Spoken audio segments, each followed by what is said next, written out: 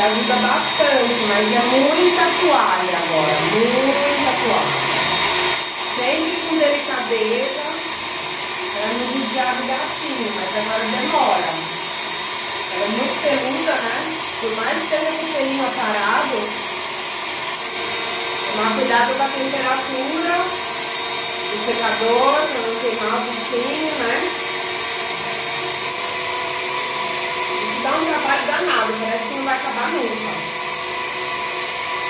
A gente secar com a toalha, além do secador, é muito importante, porque agiliza demais o trabalho e diminui bastante a necessidade do uso do secador barulhento. A toalha que ela tá embaixo, em cima tá molhada, tá?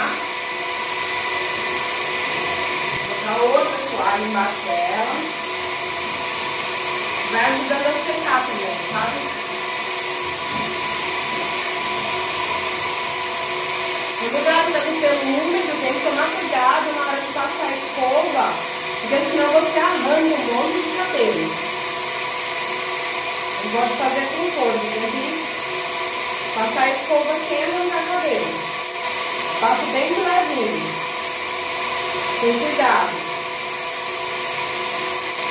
É outra razão para eu não querer levar no pet, porque no pet, eles arrancam mesmo o cabelo do gato, estão nem aí. Ela grita, tadinha. Eu não sabia que era isso que estava acontecendo.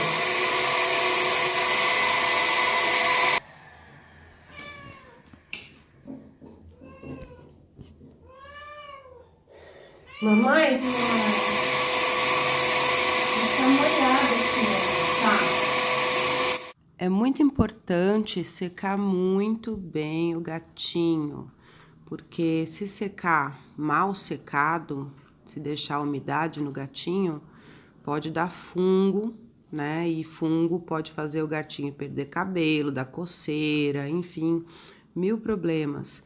Mas quando estiver secando, tem que tomar muito cuidado também com a temperatura do secador, para não aquecer demais, porque senão machuca, queima o bichinho, né?